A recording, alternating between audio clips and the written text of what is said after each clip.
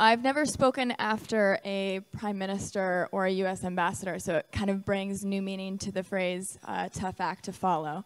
But I'm so delighted to be here. My name is Marie Paoli. I live in San Francisco, and I'm here this morning to tell you a few stories. Stories of entrepreneurs, and specifically fintech entrepreneurs, and the way that I believe they're uniquely positioned to have a positive and exponential impact on the economies in which they operate. Throughout my career, I've had the opportunity to work with thousands of founders from across the globe, and I've witnessed how, as many of them build successful ventures, they've also played meaningful roles in the development and success of their home ecosystems. And so my goal today, as you all prepare to dive into 2 full days of programming and networking and thought leadership on some of the most important topics facing the sector today, is to paint a picture of what's possible, to bring the transformative power of fintech to life through stories of how it's already taking shape around the globe. But first, a little bit about my own story and what brought me to the stage this morning.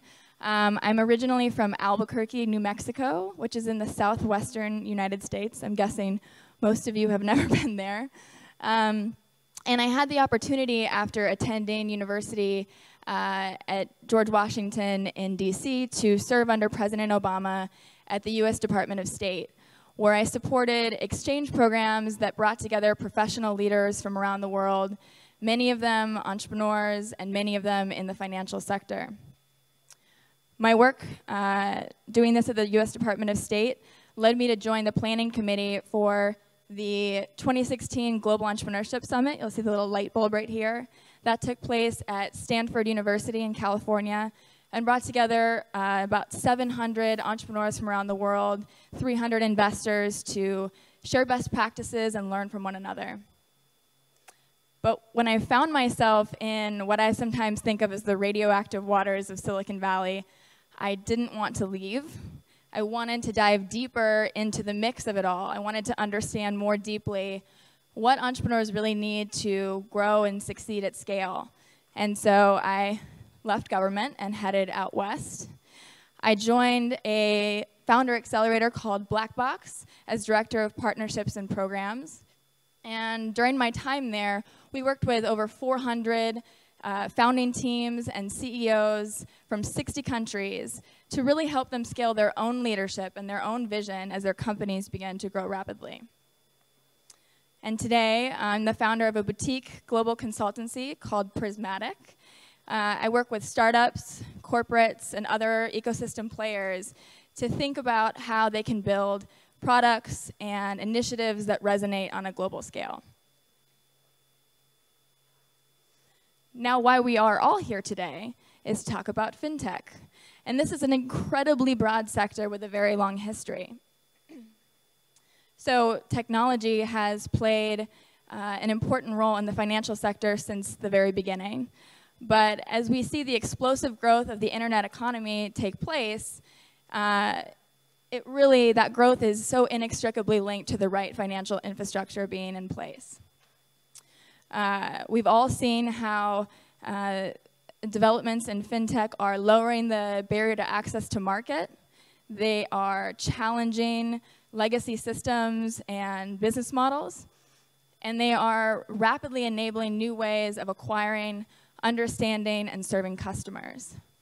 When we think about some of the largest business trends, the most important business trends today, most of them would be just simply impossible without innovations in fintech, from banking to payments to software and analytics for small and medium-sized businesses, lending, personal finance management, and beyond. The numbers follow. There was over $35 billion in venture funding that went towards fintech deals in 2018 alone. The payments industry by itself is worth $1.9 trillion with a T. And the most important, I think, indicator of where the sector stands today is that it was recognized by Merriam-Webster last year as an official word in the English language. So as we examine the evolution, the growth, and the possibilities of what this space has to offer, where I'd like to focus today is on this idea of entrepreneur-led ecosystem development. It's really a pretty simple idea. It's a way of looking at economic development that places entrepreneurs themselves front and center as sources of innovation, mentorship, knowledge networks, inspiration, and even financing. Now, I'm focusing on this because it's something that I know a little bit about. I love talking about it, and also because I believe that this approach is essential to the holistic development of any tech ecosystem. And so my hope is that whether you're an entrepreneur yourself, you're an investor, a policymaker, or someone else who's an important stakeholder in the development of the Serbian fintech sector, that I can offer you some information or some inspiration into how to support it here. So, isn't this beautiful? Silicon Valley really epitomizes this idea of entrepreneur-led ecosystem growth. This is a timeline map that was created by a terrific organization called Endeavor that shows how Fairchild Semiconductor, employee spin-offs, right? So employees going on to found other companies, of Fairchild Semiconductor between 1959 and 1971 literally created the computer chip industry that laid the foundation for what the Bay Area and really the global tech landscape is today. A more recent and probably more relevant example to why we're all here is what is sometimes referred to as the PayPal Mafia.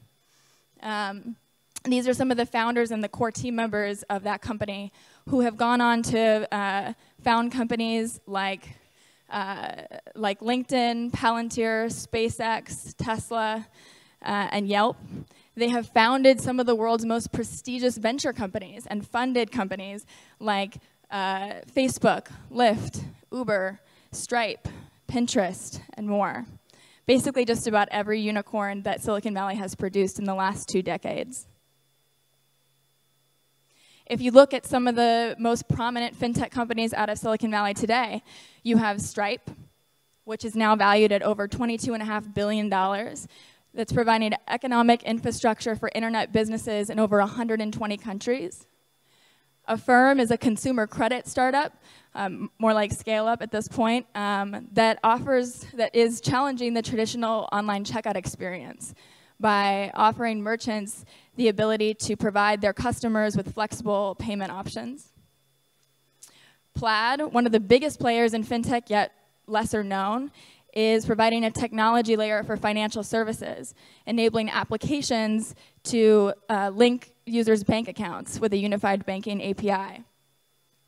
And a relative newcomer, and one of my favorite new companies on the scene, is Brex, a 2-year-old startup that is providing corporate credit cards to startups with 0 personal guarantee from founders. This is obviously a huge deal for early stage companies.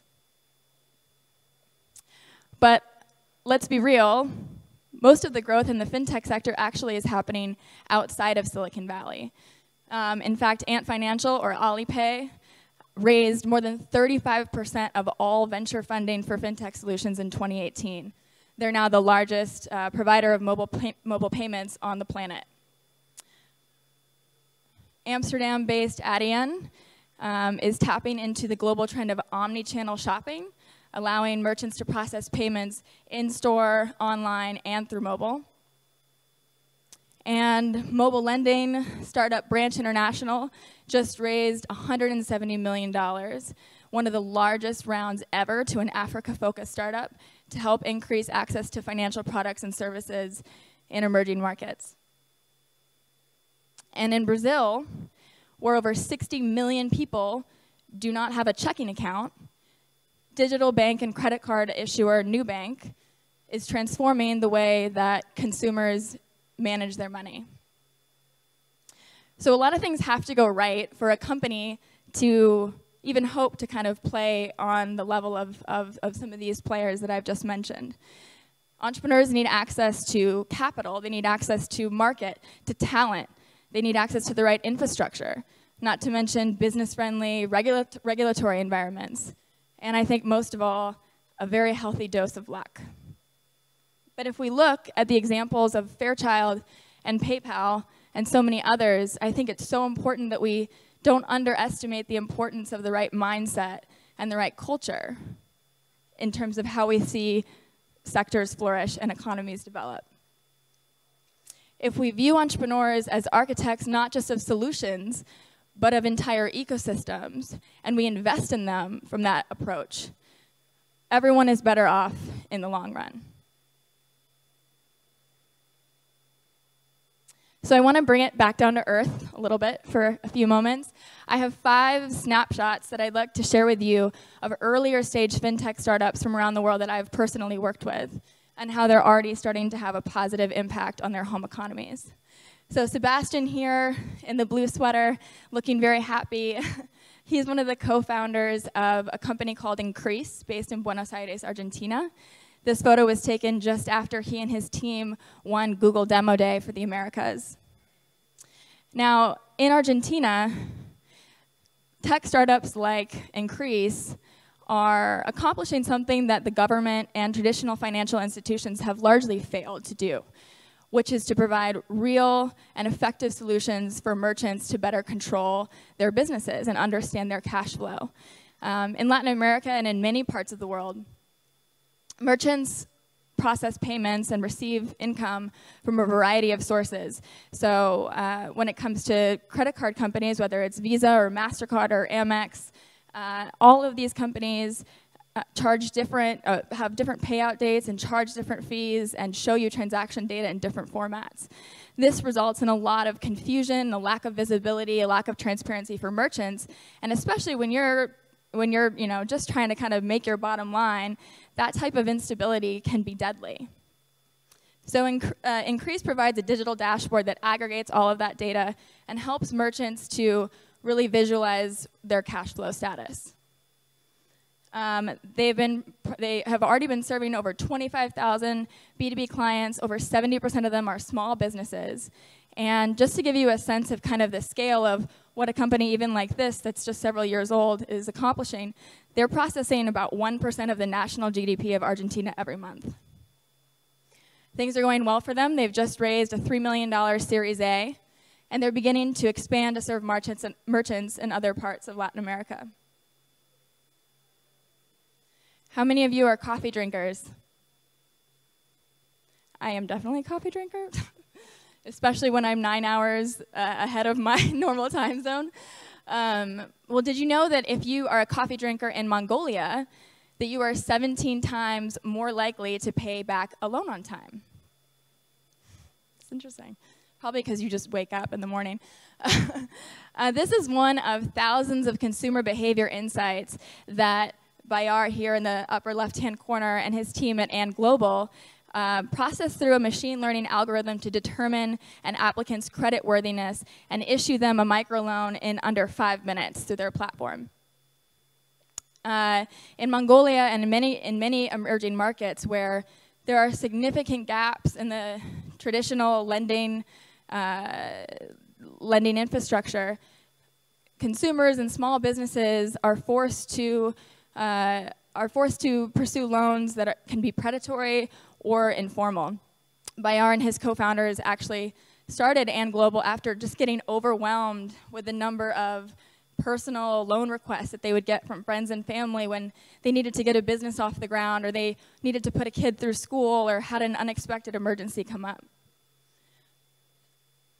So they're processing about $10 million now in 70,000 loans a month, and they have almost a 99% repayment rate. And yet, they're still facing extremely frustrating regulatory limitations in Mongolia.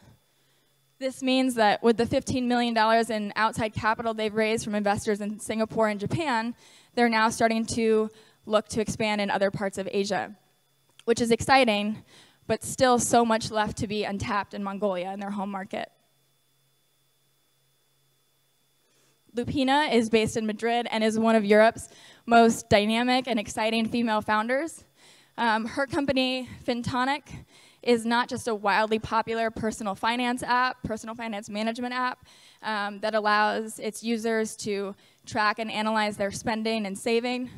It's built one of the most robust loan and insurance marketplaces in Europe.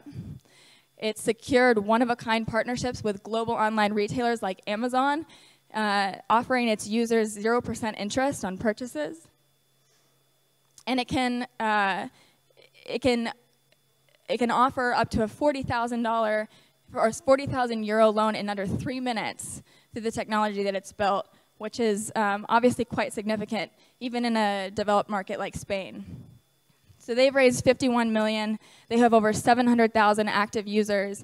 And now, riding on that wave of success, they have expanded beyond Spain into Chile, Mexico, where they're among some of the first finance apps to land there. Africa, one of the world, it actually is the world's fastest growing cashless market. Shai here and his co-founder built a company called Howler, which is leading the way when it comes to event experiences. So in Africa, where there are often unreliable networks to process payments, Howler has reduced transaction times to 3 seconds. It's network and weather independent. It takes out, it removes a lot of the fraud and security risks that have to do with on-site cash payments, and has processed more than $80 million in transactions since it started. One of my favorite stats from them is on this past New Year's Eve, they were simultaneously running over 80 different events in 6 different countries, all in one night, using their platform. And so they've issued over 1 million tickets in the past year. And Tony here launched South Korea's first cryptocurrency exchange in 2013. He really had a mission to give South Koreans access to the global cryptocurrency market, but to do so in a way that felt more mainstream and legitimate. So Corbett was among the first South Korean companies to actually secure a formal banking partnership that enabled traders to deposit and withdraw Korean won. They were acquired in 2017 by a Japanese gaming company for over $80 million. They're now Korea's largest Bitcoin and Ethereum exchange and among the top 15 exchanges globally.